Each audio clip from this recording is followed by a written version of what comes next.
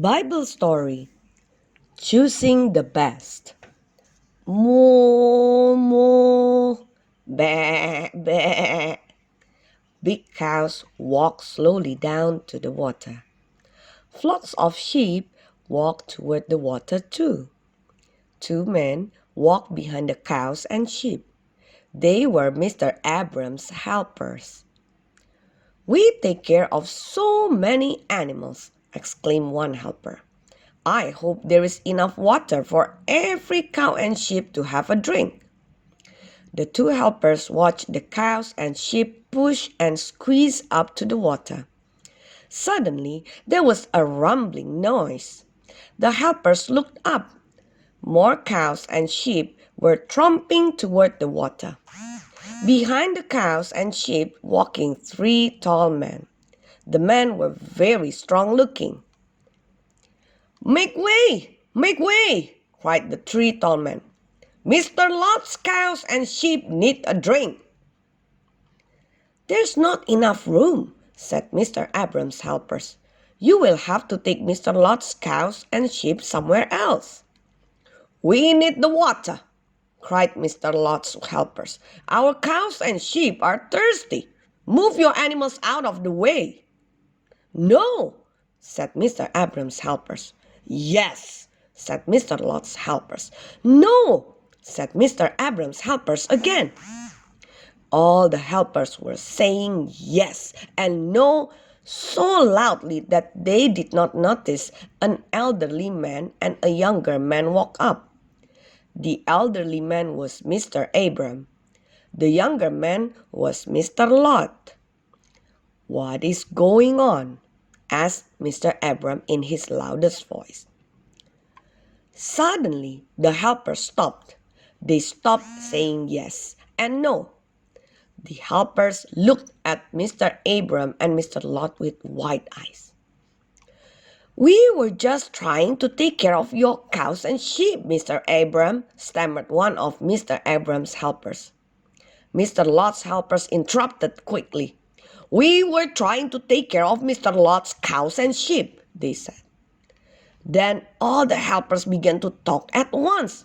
"There is just no room. Mr. Lot's cows and sheep eat all the grass. Mr. Abram's cows and sheep drink all the water." Mr. Abram shook his head. "We cannot fuss and quarrel," he said. "We cannot fight. It is wrong." Mr. Abram put his hand on Mr. Lot's shoulder. "Let's go for a walk," said Mr. Abram.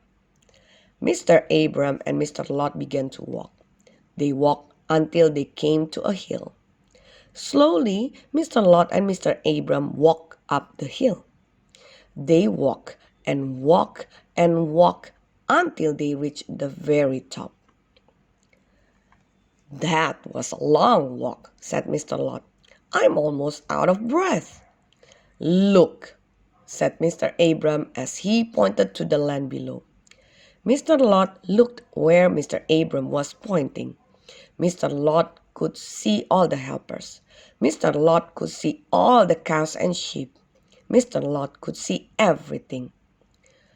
"Mr. Lot," said Mr. Abram, "we must separate from each other. You must move away from me. I must move away from you. Then we will have plenty of room." Mr. Lot looked at Mr. Abram in surprise. "You mean that we must move our tents, our families, and our cows and sheep?" asked Mr. Lot. "Yes," replied Mr. Abram. "We must each move our tents, our families, and our cows and sheep." But, sputtered Mr. Lot, "how will we know where to go? What if we both want to move to the same place?" Mr. Abram smiled. He was very kind. "Mr. Lot," said Mr. Abram, "you may choose first. I will let you choose where you want to live. If you want to live on the right side of the hill, I will live on the left side. If you live on the left side of the hill, I will live on the right side." Mr. Lot was surprised. "Are you sure?" asked Mr. Lot. "Don't you want to choose first? You are older." Mr. Abram smiled again. "You go first," he said kindly. Mr. Lot looked around carefully. Mr. Lot looked at all the land. Suddenly, Mr. Lot gasped. Mr. Lot saw a place where the trees were tall and the grass was thick and green. Mr. Lot saw a place where the water was sparkling and clean. It was a place called the plain, flat fields of Jordan. "I want the plain of Jordan," cried Mr. Lot as he selfishly scrambled down the hill. "It is the very best." Mr. Abram watched Mr. Lot leave. Then Mr. Abram looked around. Mr. Abram looked at the land that was left for his family and cows and sheep. The trees were not as tall and strong as the trees on the plain of Jordan. The grass was not as thick. There was not as much water. Mr. Abram smiled anyway. He was not sad. He was not angry. "I am happy," said Mr. Abram as he watched his cows moving slowly in the valley below. "I don't need the best land. I have God. He is my best friend." At that moment, Mr. Abram heard another voice. It was the voice of God. God was pleased with Mr. Abram. God was pleased that Mr. Abram let Mr. Lot choose first. "Look around, Mr. Abram," said God. "Look everywhere.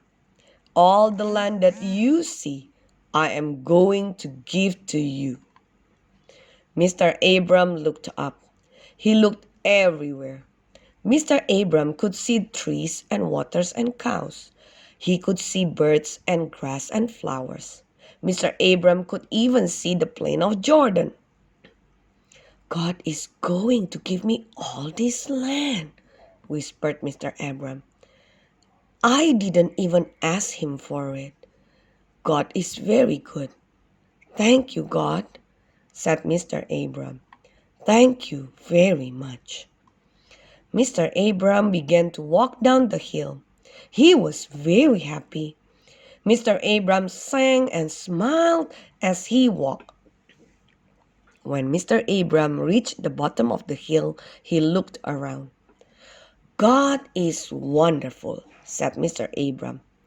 "God helps us to be kind to others. God is kind to us."